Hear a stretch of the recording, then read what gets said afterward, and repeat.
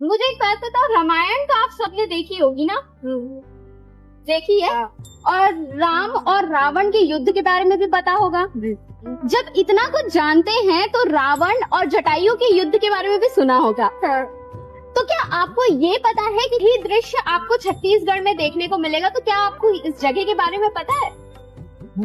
नहीं पता है? तो जैसे इनको नहीं पता है, मुझे नहीं लगता कि आपको भी पता होगा। तो आइए इनके साथ साथ आपको भी बताती हूँ कि छत्तीसगढ़ के कोंडागांव जिले में जटायु शिला है, जहाँ आपको रामायण का ये जो युद्ध हुआ था रावण और जटायु के बीच, और जटायु का जो पंख कटा था वो देखने को मिलता है। जटायु शिला कोंडागांव जिले का वो जगह है जहां इतिहास, धर्म और प्रकृति का अद्भुत संगम देखने को मिलता है। यह जगह केवल रामायण से जुड़ी हुई नहीं है, बल्कि स्थानीय लोगों की आस्था का भी केंद्र है। भला वो कैसे? जटायु शिला एक विशाल प्राकृतिक चट्टान है जिसे रामायण के प्रसिद्ध युद्ध स्थल के रूप में पहचाना जाता है। यह वही स्थान है जहां रावण ने सीता का अपहरण करते हुए जटायु से युद्ध किया था। जटायु ने रावण से लड़ते हुए अपना बलिदान दिया था और उनके पंख कटकर यहीं गिर गए थे। यहाँ की बड़ी बड़ी चट्टानें और पत्थरों से सजी पहाड़ी आज भी उस युद्ध की गवाह बनी हुई है। कहते हैं जटायु ने राम की गोद में अंतिम सांस ली थी और उनके अंतिम संस्कार के बाद राम और लक्ष्मण ने इसी स्थान को पवित्र किया था।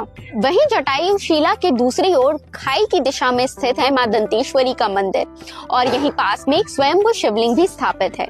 यहाँ एक विशाल टावर भी मौजूद है जो अब जर्जर स्थिति में है। यदि इस स्थल को उचित रूप से विकसित किया जाए तो यह पर्यटन के दृष्टिकोण से अपार संभावनाओं वाला स्थान बन सकता है। वर्षों पहले जटायु शिला के पास ही एक बड़ा बाजार लगता था, लेकिन अब यह बाजार गांव के नीचे स्थानांतरित हो चुका है। हालांकि यहाँ की चट्टानों में अब भी पुराने गड्ढे दिखाई देते हैं जहां कभी धान की मूसल से कुटाई की जाती थी। तो जैसा कि मैंने हमारे दर्शकों से पूछा था, उन्हें इस जगह के बारे में तो नहीं पता था, लेकिन आप कमेंट करके जरूर बताइएगा कि क्या आप इस जगह के बारे में जानते थे और क्या आप जाना चाहेंगे यहाँ। तो आप कमेंट करके जरूर बताइए कि क्या आप जाना चाहेंगे इस जगह और रामायण को अनुभव करना चाहेंगे। वीडियो अच्छी लगी हो तो लाइक करें और हमारे चैनल सीजी भास्कर को फॉलो एंड सब्सक्राइब करना ना भूलें।